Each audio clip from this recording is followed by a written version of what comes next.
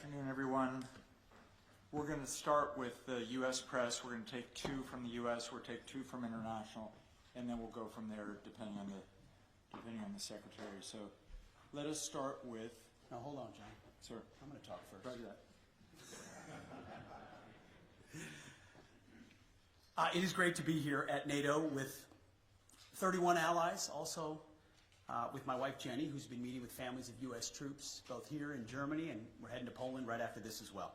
That's what this is all about for me, for President Trump, and the Defense Department. I also want to express a special thanks to the Secretary General Ruta, for your boldness, for your friendship, for your leadership, and most especially for your urgency of the matter at hand, which is great to see from the leader of NATO. Look forward to working very closely with him and his team. And before we're talking about what we've done at the ministerial, I want to reaffirm a few things from this podium. First, as we see it, NATO's strategic objectives are to prevent great power conflict in Europe, deter nuclear and non-nuclear aggression, and defeat threats to treaty allies should deterrence fail. Second, the U.S. is committed to building a stronger, more lethal NATO. However, we must ensure that European and Canadian commitment to Article 3 of this treaty is just as strong. Article 3 says that allies, and I quote, by means of continuous and effective self-help and mutual aid, will maintain and develop their individual and collective capacity to resist armed attack. Leaders of our European allies should take primary responsibility for defense of the continent, which means security ownership by all allies, guided by a clear understanding of strategic realities, and it's an imperative given the strategic realities that we face. And that begins with increasing defense spending. 2% is a start, as President Trump has said, but it's not enough. Nor is 3%, nor is 4%, more like 5%. Real investment, real urgency. We can talk all we want about values. Values are important. But you can't shoot values. You can't shoot flags, and you can't shoot strong speeches. There is no replacement for hard power. As much as we may not want to like the world we live in some cases, there's nothing like hard power. It should be obvious that increasing allied European defense spending is critical, as the President of the United States has said. Also critical is expanding our defense industrial base capacity on both sides of the Atlantic. Our dollars, our euros, our pounds must become real capabilities. The U.S. is fully committed under President Trump's leadership to pursue these objectives in the face of today's threats. Yesterday, I had a chance to attend the Ukraine Defense Contact Group. Today, participated in both the NATO Ministerial and the Ukraine Council. In both, we discussed Russia's war of aggression against Ukraine. I had the chance to brief allies on President Trump's top priority: a diplomatic, peaceful end to this war, as quickly as possible, in a manner that creates enduring and durable peace. The American Defense Department fully supports the efforts of the Trump administration. And we look to allies to support this important work with leading on Ukraine security assistance now through increased contributions and greater ownership of future security assistance to Ukraine. To that end, I want to thank my UK counterpart, Defense Secretary John Healey, for hosting this Ukraine Defense Contact Group and for his leadership on support of Ukraine. President Trump gave me a clear mission: achieve peace through strength, as well as put America first. Our people, our taxpayers, our borders, and our security. We are doing this by reviving the warrior ethos, rebuilding our military, and reestablishing deterrence.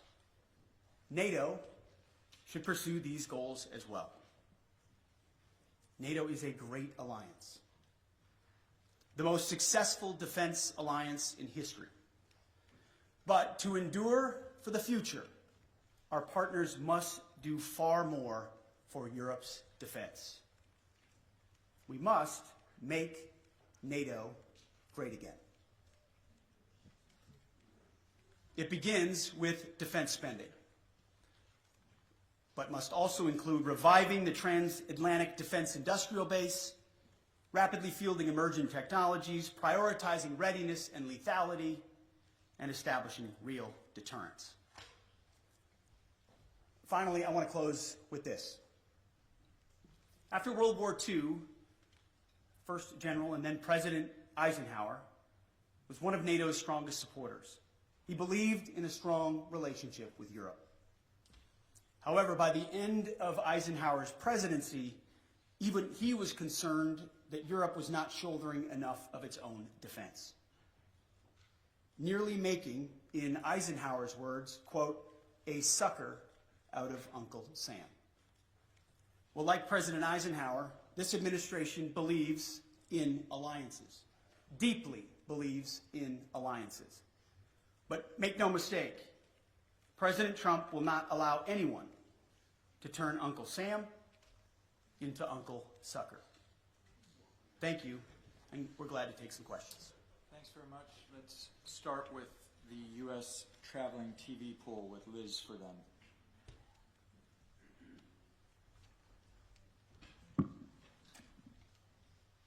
Thank you, Secretary Hegseth. You have focused on what Ukraine is giving up. What concessions will Putin be asked to make? I would start by saying the arguments that have been made that somehow coming to the table right now is making concessions to Vladimir Putin outright that we otherwise, or that the President of the United States shouldn't otherwise make. I just reject that at its face.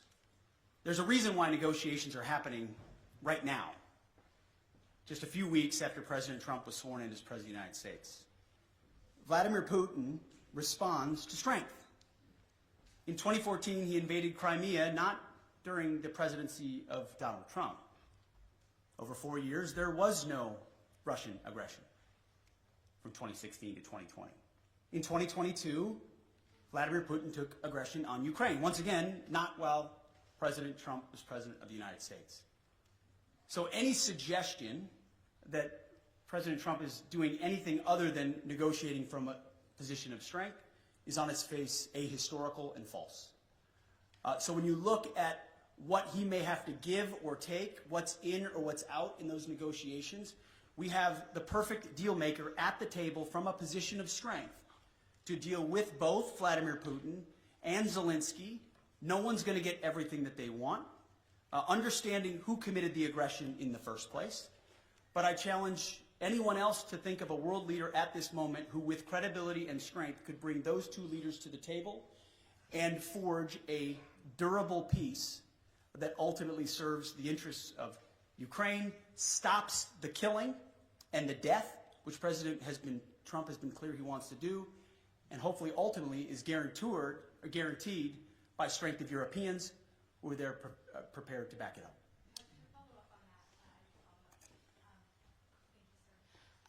Why not invoke Article 5 then for the NATO peacekeeping forces that could potentially be deployed? How does that deter President Putin? Well, I would say, I want to be clear about something as it pertains to NATO membership not being realistic outcome for negotiations. That's something that was stated as part of my remarks here, as part of the coordination with how we're executing these ongoing negotiations, which are led by President Trump. All of that said, these negotiations are led by President Trump. Everything is on the table in his conversations with Vladimir Putin and Zelensky. What he decides to allow or not allow is at the purview of the leader of the free world, of President Trump. So I'm not going to stand at this podium and declare what President Trump will do or won't do, what will be in or what will be out. what concessions will be made or what concessions are not made. I can look, as our team has, at what's realistic, likely on an outcome. I think realism is an important part of the conversation that hasn't existed enough inside conversations amongst friends. But simply pointing out realism, like the borders won't be rolled back to what everybody would like them to be in 2014, is not a concession to Vladimir Putin.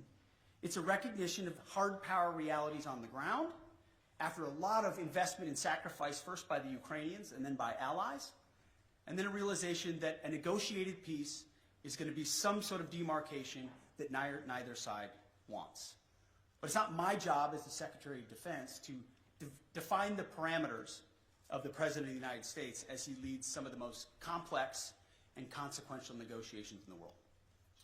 Sticking with the U.S. press, let us go with Axios' Zach Basu, right in the far right. Thank you, Mr. Secretary.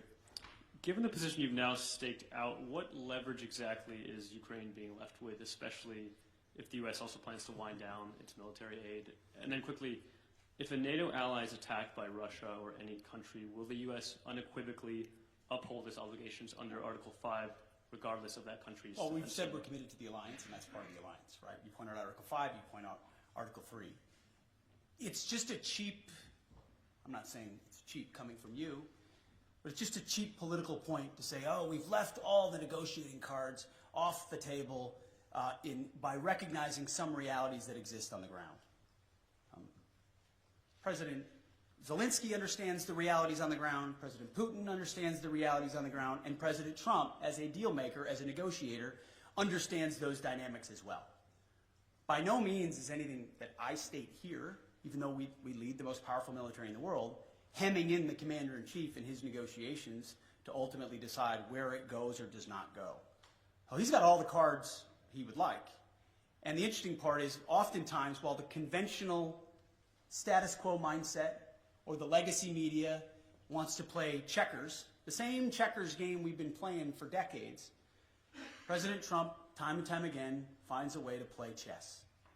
As a deal maker, as a businessman who understands how to create realities and opportunities where they otherwise may not exist. Take, for example, the conversations that our Treasury Secretary had in Kiev recently with President Zelensky, which will continue in Munich with our Vice President and Secretary of State, around investments and resources inside Ukraine.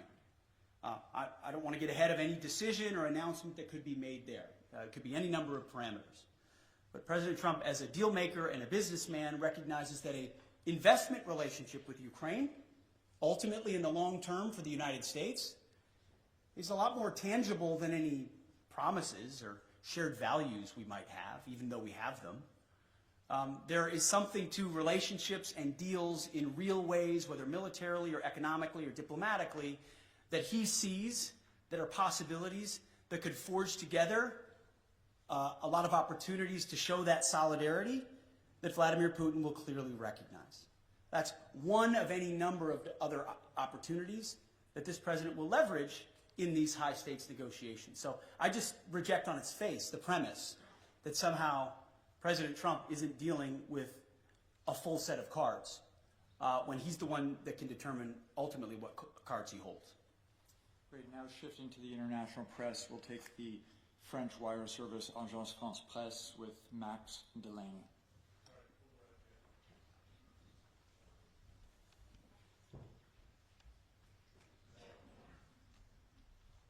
Thank you very much. Secretary of Defense, you've spoken about trying to force both Putin and Zelensky to the table. Can you give a guarantee that no deal will be forced on Ukraine that they do not want to accept, and also that you will include Europe in the negotiations about an issue that concerns European security? And can you tell us whether the US will continue to supply arms to Ukraine during any negotiations? Well, to the first part of your question, that's not ultimately my decision.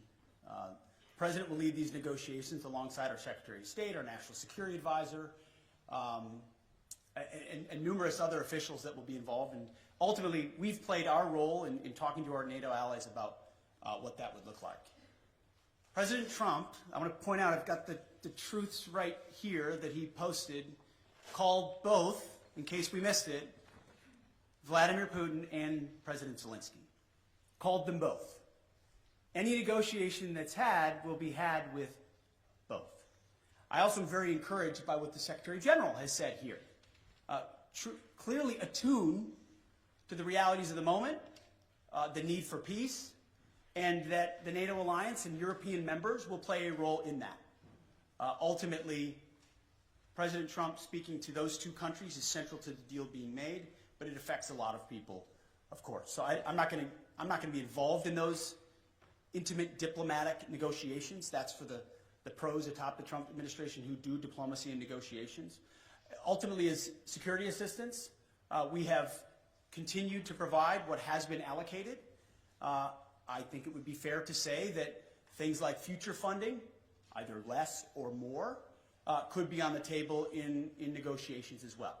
Whatever the president determines is the most robust carrot or stick on either side to induce a durable peace, understanding, obviously, the motivations that Vladimir Putin has had on Ukraine for quite some time. Thank you. We'll have a second international press outlet. We'll go with the German paper Frankfurter Allgemeine Zeitung with Dr. Thomas Kuschka. Thanks a lot, Thomas Kuschka, Frankfurter Allgemeine Zeitung. Good afternoon. Mr. Secretary, 2 questions, please. The first one regarding the new defense investment pledge. When you and President Trump speak about raising it to 5%, do you mean European allies only, or do you mean the US as well, which is currently at 3.4% according to NATO statistics? And if the latter is true, when do you think the US could possibly reach the goal of spending 5% on defense? That's number one. Number two, you've said yesterday that Europeans need to take ownership of their own conventional security. So should Europeans expect that ultimately the US would withdraw the bulk of their forces from Europe and just leave in place what is necessary for nuclear deterrence? I know there's a revision going on. I don't expect you to name any numbers, but maybe give us an outlook of what we should expect. Thank you. Thank you. I think nobody can or should contest the extent of America's willingness to invest in national security. We have a budget of $850 billion spent on defense. I'm in the business of ensuring that every dollar of that is used wisely, which is why we're pushing a Pentagon audit and making sure that we're cutting fat so that we've got more at the tip of the spear. 3.4% is a very robust investment, larger than most of our allies within NATO. Any defense minister or secretary of defense that tells you they wouldn't want more would be lying to you. I understand that. Ultimately, we have our own budgetary considerations to be had, but I don't think an unwillingness of NATO allies to invest in their own defense spending can be dismissed away by trying to point at the $900 billion that America has invested around the globe to include the NATO alliance and saying that's not enough. So ultimately, we are very much committed to the NATO alliance and to our allies, but without burden sharing, without creating the right set of incentives for European countries to invest, then we would be forced to attempt to be everywhere for everybody all the time, which in a world of fiscal restraints is, again, to get back to that word reality, just not reality. So yes, we will continue to spend robustly. Our expectation of our friends, and we say this in solidarity, is you have to spend more on your defense, for your country, on that continent, understanding that the American military and the American people stand beside you as we have in NATO, but can't have the expectation of being the permanent guarantor, as I alluded to, from what even Eisenhower observed post-World War II. That shift has to happen. The peace dividend has to end. There are autocrats with ambitions around the globe, from Russia to the Communist Chinese. Either the West awakens to that reality and creates combat multipliers with their allies and partners, to include NATO, or we will abdicate that responsibility to somebody else with all the wrong values. You mentioned Europe. We have not said in any way that we're abandoning our allies in Europe. There have been no decisions based on troop levels. Again, that's a discussion to be had by the Commander-in-Chief in these high-stakes negotiations. And that would most likely come later on. But there is a recognition that the ambitions of the communist Chinese are a threat to free people everywhere, to include America's interests in the Pacific. And it makes a lot of sense, just in a common sense way, to use our comparative advantages. European countries spending here in defense of this continent, in defense of allies here, against an aggressor on this continent with ambitions. That strikes me as the right place to invest. And I don't say that in a condescending way. I say that in a common sense, practical way. Investing in defense on the continent makes sense. We support that as well. It also makes sense comparatively and geographically for the United States, along with allies in the Pacific, like Japan and South Korea and the Philippines and Australia and others, to also invest in allies and partners and capabilities in the Pacific to project power there in service of deterrence. That deterrent effect in the Pacific is one that really can only be led by the United States. We wish we could lead everywhere at all times. We will stand in solidarity with allies and partners and encourage everyone to invest in order to have force multiplication of what we represent, but it requires realistic conversations. Those with disingenuous motives in the media, I don't mean to look at you, just saying anyone that suggests its abandonment are trying to drive a wedge between allies that does not exist. We are committed to that NATO alliance. We understand the importance of that partnership, but it can't endure on the status quo forever in light of the threats we face and fiscal realities. Europe has to spend more. NATO has to spend more, has to invest more, and we're very encouraged by what the Secretary General has said, and frankly, behind closed doors, what a lot of our allies have said as well, acknowledging that reality. And that's why when I say make NATO great again, it's what President Trump set out to do in 2017. The press said President Trump is abandoning NATO. He's turning his back on our NATO allies. That's what the headlines read in 2017 and 2018. What actually happened? That tough conversation created even more investment to the point where now almost every NATO country is meeting the 2% goal that was said to be egregious when he first said it. Now European countries are stepping up, and President Trump continues to ring the alarm bell that even more investment is required considering where we are. So suggestions of abandonment otherwise continue to be disingenuous, and we are proud to be part of this alliance and stand by it. So I'll take a couple more. Sure. Why don't we take one from a U.S. outlet and one from an international outlet? With the U.S. outlet, pardon me, sir, what we're going to take from the U.S. is Logan Rattick from Newsmax, please. Mr. Secretary, you talked about expanding the defense industrial base and also expediting foreign military sales. Can you expand on that a little bit and how important that is to NATO? Well, one of the self-evident conclusions of the war in Ukraine was the underinvestment that both the European continent and America has had, unfortunately, in the defense industrial base. The ability to produce munitions, emerging technologies, rapidly and field them, was a blind spot exposed through the aggression against Ukraine. Ukraine has responded to that, as we've had a chance to listen to a great deal. Europe is responding to that, and so is America. We have to do more to ensure, whether you call it the Arsenal for Democracy or defending the free world, if America can't build and export and build and provide rapid capabilities because we're too stale or static or bureaucratic or the Pentagon is bloated, then we're not able to field the systems we need in the future. So deep and dramatic reforms are coming at the Defense Department with the leadership of President Trump to ensure that we're investing robustly in our defense industrial base. A great example is shipbuilding. We need to vastly increase our ability to build ships and submarines, not just for ourselves, but to honor obligations to our allies as well. And we will do that. Foreign military sales is another thing I mentioned this morning with the Secretary General. We have, for a long time, been the country by, with, and through that our allies are able to supply major platforms and weapon systems like the F-35 and the Patriots and others. Whatever the system is, we need to reform that process so it's quicker.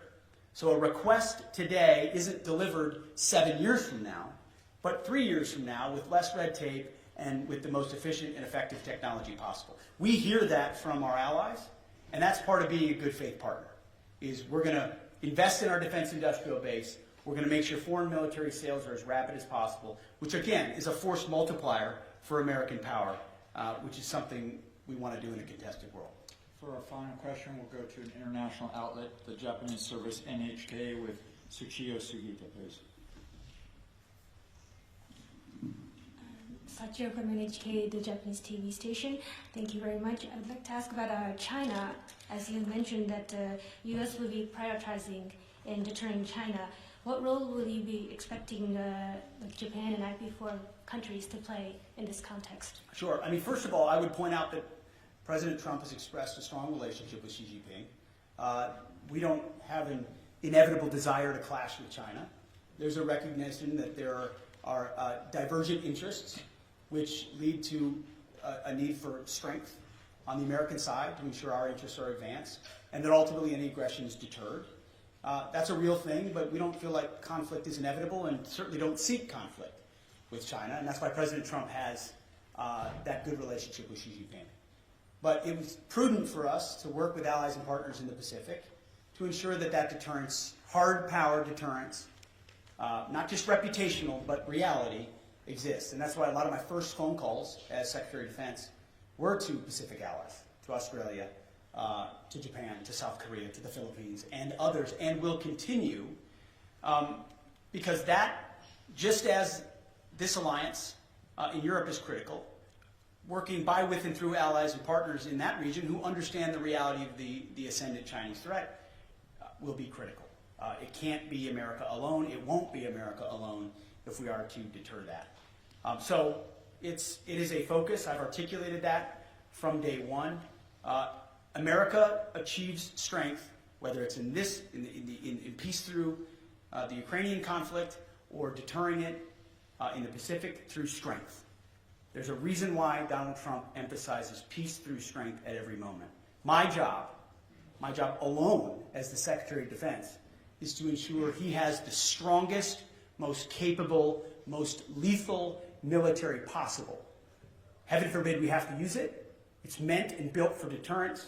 But if we have to, we can close with and destroy our enemies and bring our men and women home with success as quickly as possible. Thank you very much for being here. Thank you very much.